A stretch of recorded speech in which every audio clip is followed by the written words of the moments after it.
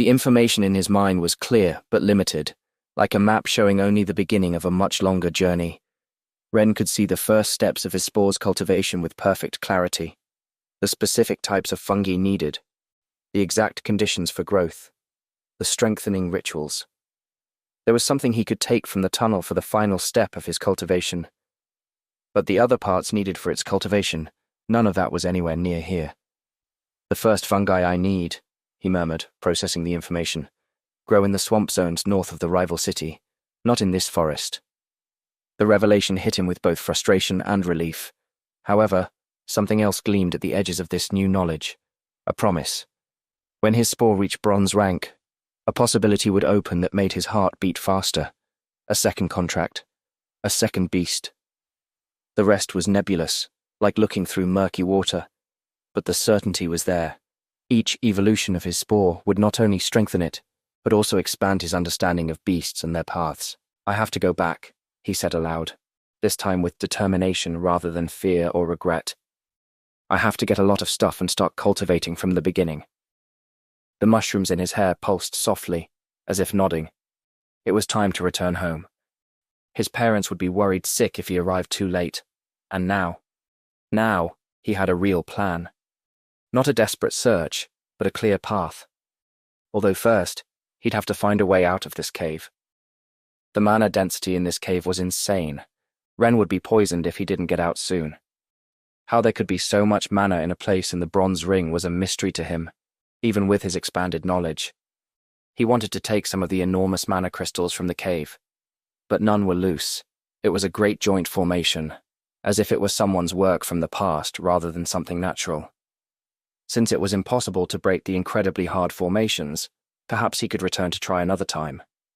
A mana crystal became much more resistant the larger it grew. He'd need something really powerful to extract it, much more than a pick. Even the bronze rank mantis probably couldn't have broken it. He decided to retreat. Ren observed the tunnel through which he'd arrived. The ancestral spores were still there, dancing in the darkness with their sickly golden glow. But now he saw them differently, understood their nature with astonishing clarity. They're not aggressive by nature, he murmured, processing the knowledge flowing in his mind. They attack because they're hungry after centuries of hibernation, but their true method is— He stopped, an idea forming. The ancestral spores, like all fungi, followed basic behavioral patterns. They sought nutrients, yes, but more importantly, they responded to specific chemical signals. Ren took some mud, and if I combine this with— A yellowish mold formed where the ancestral spores fell, as if analyzing its composition. Ren closed his eyes, concentrating. The mushrooms in his hair pulsed, releasing grey spores that mixed with his sweat. It was disgusting, but now he understood the purpose of the information pulsing in his head. The spores from his own beast contained chemical markers that identified him as part of the colony. He smeared the mixture on his exposed skin full of spores. The ancestral spores should recognize me as another fungal colony now, he murmured, and should keep them at sufficient distance to Ren knelt beside the mirror mantis's remains. Under the broken plates and yellowish mold, he could see what he was looking for. The crystalline core, a structure of the beasts that acted as their power center. It was the size of his fist. Beast cores, he whispered, the knowledge unfolding in his mind, are like concentrated eggs. They contain all the creature's genetic information, its mana patterns, its essence, and there's a way to revive them. He took some of the mantis's plates, those he could carry in his backpack, and the golden fungus from the ancestral spores that had formed while consuming the mantis. He stepped toward the tunnel. The golden spores swirled around him but didn't attack. To them, he was now just another fungal organism of the same species, not prey. It works, he whispered, amazed by his own knowledge. It really works.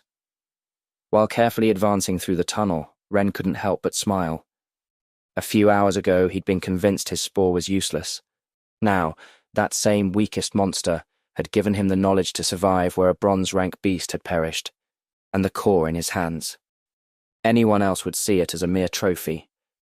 But Ren could see its true value, an option to obtain the mirror mantis, a creature that someday he might need. The ancestral spores tunnel ended up being the easiest stretch of the return journey. Ren emerged covered in mud and a mixture of grey and some stray golden spores, but alive and with a valuable treasure in his backpack. He first cleaned the excess mud and golden spores carefully. Now, facing the return path, everything looked different. Where before there was terror and uncertainty, now there was understanding. The night excavator tunnels weren't a random maze as he'd thought. They always dig in spirals, he murmured to himself, recognizing the patterns in the ceiling, and they mark their active territories with deeper scratches on the eastern walls. Thanks to this, he could avoid zones where other excavators might be active while looking for a less steep trap to exit through. Emerging into the moon toad's zone, he stopped to listen. The melodious croaking came from the distance, but now he understood its meaning. 3 ascending tones, they're hunting. 4 descending tones would be mating, he whispered, and they always leave one toad watching escape routes, while the others chase prey. He waited patiently until the croaking pattern changed, indicating the toads had moved away following some nocturnal prey's trail. Only then did he move, keeping to areas where the ground was more compacted. Moon toads hate hard, dry earth.